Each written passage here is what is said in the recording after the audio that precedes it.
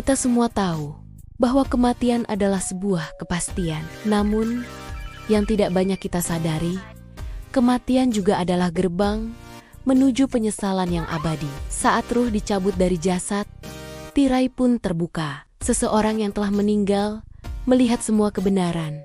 Dan di saat itulah, seruan penyesalan terdengar lantang. Dalam Al-Quran, Allah Subhanahu wa Ta'ala menggambarkan dengan jelas rintihan jiwa yang ingin kembali, namun waktu telah habis. Ini adalah kisah tentang 4 penyesalan terbesar yang diungkapkan oleh jiwa saat menghadapi takdirnya. Penyesalan pertama datang dari mereka yang menunda-nunda kebaikan, terutama sedekah. Allah berfirman, jiwa itu memohon, "Ya Tuhanku, mengapa tidak Engkau tangguhkan kematianku sampai waktu yang dekat, yang menyebabkan aku dapat bersedekah?"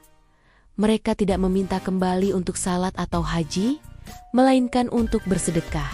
Karena saat itu mereka sadar betul bahwa pahala sedekah yang berlanjut atau jariyah adalah satu-satunya investasi yang tidak akan pernah putus. Mereka menyesal telah menahan harta dan menunda amal yang sebenarnya bisa menyelamatkan mereka. Penyesalan kedua adalah permintaan yang mustahil. Bagi mereka yang semasa hidupnya dipenuhi maksiat, saat melihat neraka di depan mata, mereka memohon, "Ya Tuhanku, kembalikanlah aku ke dunia agar aku dapat berbuat kebajikan yang telah aku tinggalkan." Namun, jawaban dari Allah tegas, sekali-kali tidak. Itu hanyalah kata-kata kosong yang mereka ucapkan. Di momen itu, mereka tahu bahwa hidup di dunia adalah kesempatan emas dan mereka telah menyia-nyiakannya. Tidak ada lagi jalan kembali.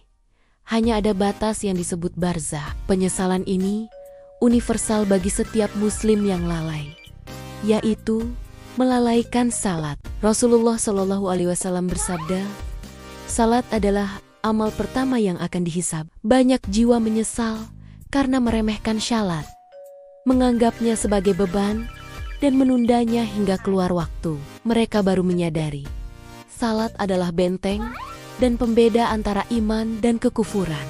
Kesempatan untuk bersujud di bumi telah hilang, dan kini mereka harus menghadapi akibat dari salat yang berantakan, atau bahkan ditinggalkan sama sekali. Penyesalan ini sangat pedih.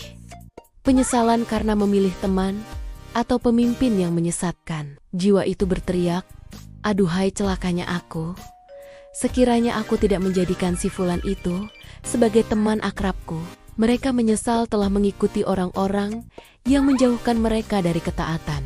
Mereka menyadari persahabatan di dunia yang didasari maksiat akan berubah menjadi permusuhan di akhirat. Ternyata, keputusan kecil memilih lingkaran pergaulan bisa berdampak kekal. Inilah 4 jenis penyesalan yang tidak bisa kita ubah setelah kematian. Tapi ingat, kita masih diberi waktu.